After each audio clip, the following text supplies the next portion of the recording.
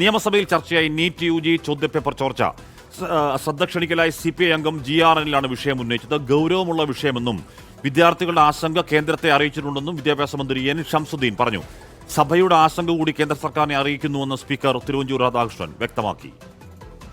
ദശലക്ഷക്കണക്കിന് വിദ്യാർത്ഥികളുടെ ഭാവി പന്താടുന്ന നടപടികളാണ് NTA ഉൾപ്പെടെയുള്ള കേന്ദ്ര ഏജൻസികളുടെ ഭാഗത്തു നിന്നും ഉണ്ടായിട്ടുള്ളത്.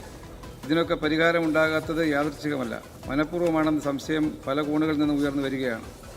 സർ, കേന്ദ്ര വിദ്യാഭ്യാസ മന്ത്രി ധർമ്മേന്ദ്ര പ്രധാൻ രാജിവെക്കണമെന്നുള്ള ആവശ്യം രാജ്യത്തൊട്ടാകെ ശക്തമായി ഉയർന്നു കഴിഞ്ഞിട്ടുള്ള ഒരു സാഹചര്യമാണ്. സർ, നീറ്റ് പരീക്ഷയിൽ പങ്കെടുക്കുന്നതിൽ 1.5 ലക്ഷത്തോളം പേർ മലയാളികളാണ്. CBSE 12ാം ക്ലാസ് പരീക്ഷയിൽ 1.5 ലക്ഷത്തോളം പേരും നമ്മുടെ സംസ്ഥാനത്ത് നിന്നുള്ളവരാണ്. ഈ വിദ്യാർത്ഥികളുടെ ദുരിതങ്ങളും കണ്ണീരും നമുക്ക് കണ്ടില്ല എന്ന് നടിക്കാൻ സാധ്യമല്ല. സർ, സംസ്ഥാന സർക്കാരിൻ്റെ ഭാഗത്തു നിന്നും ഈ വിഷയത്തിൽ ആവശ്യമായ ഇടപെടൽ ഉണ്ടാവണമെന്ന് ഞാൻ അഭ്യർത്ഥിക്കുകയാണ്. നീറ്റ് പരീക്ഷ നടത്തുന്നത് സംബന്ധിച്ച പൂർണ്ണ ചുമതല കേന്ദ്ര സർക്കാരിൻ്റെ അധീനതയിലുള്ള നാഷണൽ ടെസ്റ്റിംഗ് ഏജൻസിക്ക് ആയതിനാൽ തന്നെ പ്രസ്തുത പരീക്ഷ സംബന്ധിച്ച ക്രമക്കേടുകൾ സംബന്ധിച്ച് കേരള സർക്കാരിന് നടപടികളൊന്നും സ്വീകരിക്കാൻ നിർവാഹമില്ല എന്ന വിവരം ശ്രദ്ധയിൽപ്പെടുത്തുന്നു. ഈ വിഷയം ശ്രദ്ധയിൽപ്പെട്ട അന്ന് തന്നെ 25-ന് ഈ മെയ് മാസം 25-ന് പൊതുവിദ്യാഭ്യാസ വകുപ്പ് മന്ത്രി കേന്ദ്ര മന്ത്രിക്കും CBSEയുടെ ചെയർമാനും ഇതേ കത്തുകൾ അയക്കുകയുണ്ടായി. ആ കത്തിൽ പരിഹരിക്കപ്പെടേണ്ട പ്രശ്നങ്ങളും ഞങ്ങൾ ചൂണ്ടിക്കാണിച്ചിരുന്നു. കേരളത്തിലെ എല്ലാ വിഭാഗത്തിൽപ്പെട്ട പൊതുസമൂഹം ഈ കാര്യത്തിൽ വളരെ ആശങ്കയോടുകൂടിയാണ് കാണുന്നത്. നമ്മളുടെ കുട്ടികളുടെ ഭാവിയെ പന്താടുന്ന രൂപത്തിലേക്ക് പോകുന്നു എന്നുള്ള പൊതുവിമർശനവും വന്നിട്ടുണ്ട്. ഈ കാര്യം ബന്ധപ്പെട്ട ആളുകളെ കേന്ദ്രത്തിൽ അറിയിക്കുന്നതിന് വേണ്ടി സംസ്ഥാന ഗവൺമെന്റ് എല്ലാ ശ്രദ്ധയും വെക്കില്ലേ? ഈ സഭയുടെ ആശങ്ക കൂടി നമ്മൾ അവരെ അറിയിക്കുകയാണ്. അത് ബഹുമാനപ്പെട്ട അംഗങ്ങളെ ഞാൻ ഓർമ്മിപ്പിക്കുകയും ചെയ്യുകയാണ്. അലക്സ് റാം മുഹമ്മദ് വാർത്തകൾ വിളിച്ചിരുന്നു. അലക്സ്, കേരളത്തിലെ മാത്രമല്ലല്ലോ, ലക്ഷക്കണക്കിന് കുട്ടികളെ ആശങ്കയിലാക്കിയ, ആത്മഹത്യയിലേക്ക് പോലും നയിച്ച, അങ്ങനെ ഇപ്പോഴും ആ പ്രശ്നത്തിന് പൂർണ്ണമായി പരിഹാരമുണ്ട് എന്ന് ഉറപ്പിച്ച് പറയാൻ കഴിയാത്ത രീതിയിൽ ആകെ അലങ്കോലമായി കിടക്കുന്ന, താറുമാറായി കിടക്കുന്ന സംവിധാനത്തെ പറ്റിയാണ്. അപ്പോൾ ആ ശ്രദ്ധ ക്ഷണിക്കൽ കൊണ്ടുവന്ന മുൻ മന്ത്രി GRNൽ പ്രത്യേക അഭിനന്ദനം അർഹിക്കുന്നു. കേന്ദ്രത്തെ കേരളത്തിന്റെ പൊതുവികാരം അറിയിക്കുന്ന സഭ, അത് കുറച്ചുകൂടി മനോഹരമായി. അലക്സ്. ഹാഷ്മി, തീർച്ചയായും. അതായത് കേരളം ഉൾപ്പെടെയുള്ള രാജ്യത്തെ നല്ലൊരു വിഭാഗം വിദ്യാർത്ഥികളുടെ ആശങ്കയാണ് മുൻ മന്ത്രി കൂടിയായ GRNൽ നിന്ന് ശ്രദ്ധ ക്ഷണിക്കലായി സഭയുടെ മുന്നിലേക്ക് എത്തിച്ചത്.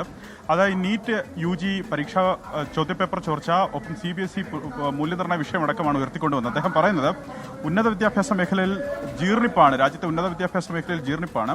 കേന്ദ്ര സർക്കാർ നടപ്പാക്കിയ പുറം കരാർവൽക്കരണമാണ് ഈ ദുരന്തത്തിന് കാരണം. ഇതിന് പിന്നിൽ വൻ മാഫിയയുണ്ട്. ദശലക്ഷക്കണക്കിന് കുട്ടികളുടെ ഭാവി പന്താടുന്ന നടപടിയാണ് നാഷണൽ ടെസ്റ്റിംഗ് ഏജൻസി ഉൾപ്പെടെയുള്ള ഏജൻസികളിൽ നിന്നുണ്ടായിട്ടുള്ളതെന്നാണ് GRNന്റെ വിമർശനം. കേന്ദ്ര വിദ്യാഭ്യാസ മന്ത്രി രാജിവെക്കണമെന്ന ആവശ്യം ദേശീയ തലത്തിൽ തന്നെ ഉയർന്നു വന്നു കഴിഞ്ഞു.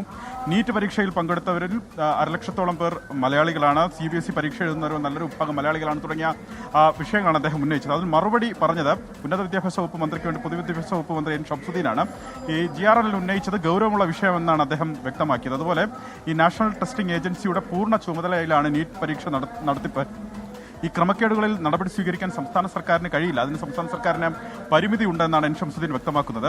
അവർ ആവശ്യപ്പെടുന്ന ഇടപെടൽ മാത്രമേ സംസ്ഥാന സർക്കാരിന് പരീക്ഷാ നടത്തിപ്പുമായി ബന്ധപ്പെട്ട് നടത്താൻ സാധിക്കുകയുള്ളൂ. CBSE മൂല്യനിർണ്ണയവും പൂർണ്ണമായി കേന്ദ്ര സർക്കാർ ഏജൻസികളുടെ നിയന്ത്രണത്തിലാണ് നടക്കുന്നത്. അതിലും സംസ്ഥാന സർക്കാരിന് ഇടപെടാൻ കഴിയില്ല.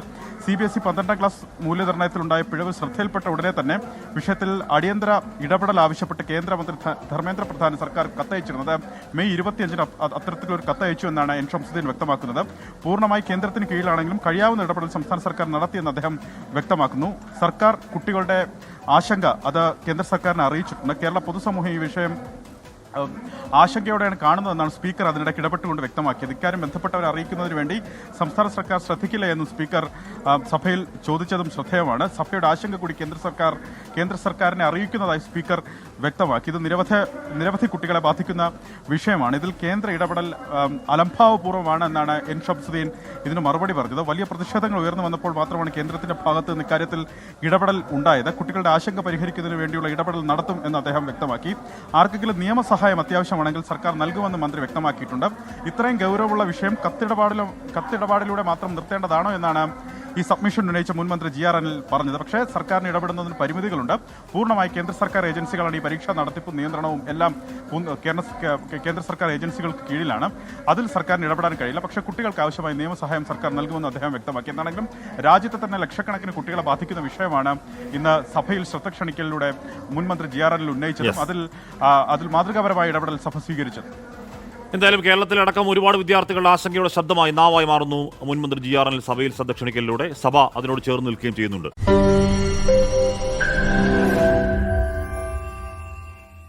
ലോകത്തെവിടെയായാലും ഏത് സമയത്തും 24 വാർത്തകളും ഓഗ്മെന്റഡ് റിയാലിറ്റി പാക്കേജുകളും എക്സ്പ്ലെയിനറുകളും വിശദമായി കാണാൻ ഞങ്ങളുടെ യൂട്യൂബ് ചാനൽ നിങ്ങൾക്ക് സബ്സ്ക്രൈബ് ചെയ്യാം.